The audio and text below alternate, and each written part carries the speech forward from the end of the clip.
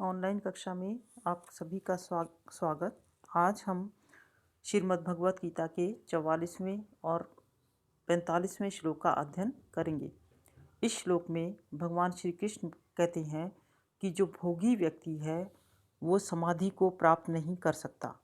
इसी तथ्य का प्रतिपादन करते हुए कहते हैं, देखिए, भोगैश्वर्यम प्रसक्तानाम तया उपहृत चेतसाम व्यवसायात्मिका बुद्धि समाधो न विधीयते।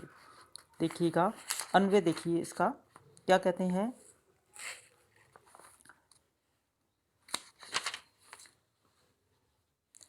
तया उपहृत चेतसाम भोगैश्वर्य प्रसक्तानाम समाधो व्यवसायात्मिका बुद्धि न विधीयते। क्या कहते हैं, देखिए कि उपहृत चेतसा, तया उपहृत चेतसा यानी कि उस तया उपहृत चेतसा उस वाणी द्वारा, यानी कि जो वाणी कैसी हो, दूसरों को अपनी ओर आकर्षित करने वाली हो या सकाम भाव से युक्त हो, ऐसी वाणी के द्वारा उपहृत चेतसाम हरण किए गए चित्त वाले क्या है, भोग ऐश्वर्य प्रसक्ता नाम, और क्या है, भोग एवं ऐश्वर्यों में लगे हुए लोगों की समाधि में यानी कि परमात्मा में, व्यवसायात्मिका समाधो यानी कि समाधि में व्यवसायात्मिका बुद्धि न विधीयते, निश्चयात्मक बुद्धि नहीं होती है।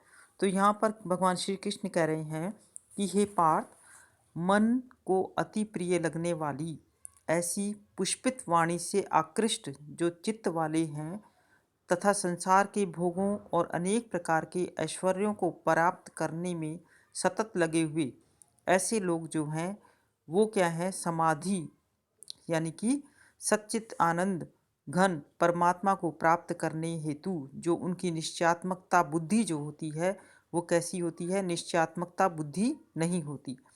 और जो लोग इंद्रिय तृप्ति में आसक्त हैं तथा अनित्य विषयों से विमोहित हो रहे हैं, ऐसे लोगों में परमात्मा की प्राप्ति रूप निश्चयात्मकता बुद्धि नहीं होती, अतः उनकी समाधि कभी संभव नहीं हो सकती।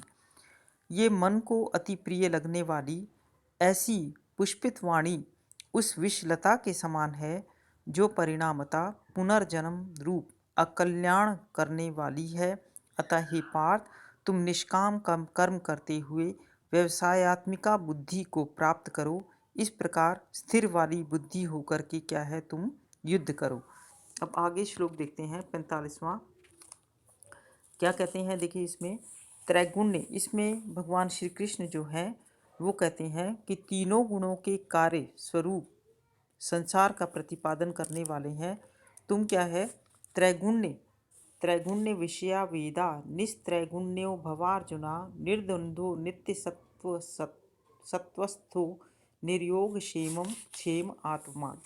तो भगवान श्री कृष्ण जो को अर्जुन को निष्कामी और कैसे आत्मपरायण बनने का उपदेश देते हैं। भगवान श्री कृष्ण कहते हैं कि निष्कामी बनो और आत्मपरायण बनो। तो क्या कहते हैं, हे अर्जुन, वेदा त्रैगुण्य विषया, आप क्या हैं, वेद तीनों गुणों के कार्य स्वरूप। हे अर्जुन, वेदा त्रैगुण्य विषया, वेद जो हैं वह तीनों गुणों के कार्य स्वरूप संसार का प्रतिपादन करने वाले हैं। और क्या है, त्वम निस्त्रैगुण्य, तुम कैसे हो, तुम तीनों गुणों के विषयों से रहित हो। निस्त्रैगुण्य, तुम तीनों गुणों के विषयों से रहित हो। निर्द्वंद्व, द्वंद्वों से रहित हो। और कैसे हो, नित्य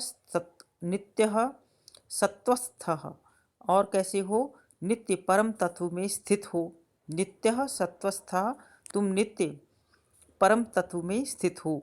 और निर्योग क्षेम, तुम क्या है, योग क्षेम ना चाहने वाले हो तथा आत्मपरायण बनो। फिर क्या कहते हैं, देखिएगा वापस, हे अर्जुन, वेदा त्रैगुण्य विषया, वेद जो हैं वो तीनों गुणों के कार्य स्वरूप संसार का प्रतिपादन करते हैं।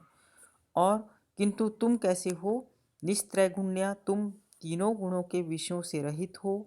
निर्द्वंद्व, तुम कैसे हो, द्वंद्वों से रहित हो। नित्य परम तत्व में स्थित हो।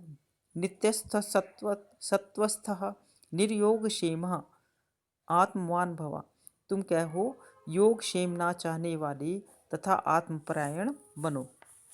भगवान श्री कृष्ण कहते हैं, हे पार्थ, ऋग्वेद, यजुर्वेद और सामवेद और अथर्ववेद, ये 4 वेद सत्वगुण, रजोगुण और तमोगुण, इन तीनों गुणों से बने हुए हैं और इस संसार का प्रतिपादन करने वाले हैं।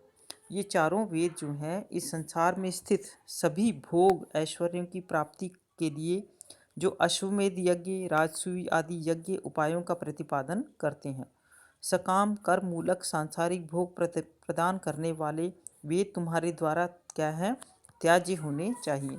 हे पार्थ, तुम सत्व, रज और तम, इन 3 गुणों के विषयों से रहित निस्त्रैगुण्य बनो, अर्थात इस लोक में और परलोक के भोगों तथा ऐश्वर्यों के वेद आदि साधनों में आसक्त मत हो।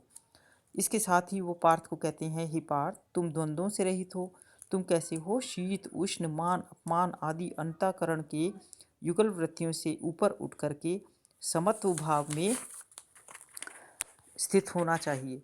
नित्य सत्वस्थ, और तुम कैसे हो, तुम सच्चिदानंद परम पिता परमात्मा में स्थित हो जाओ।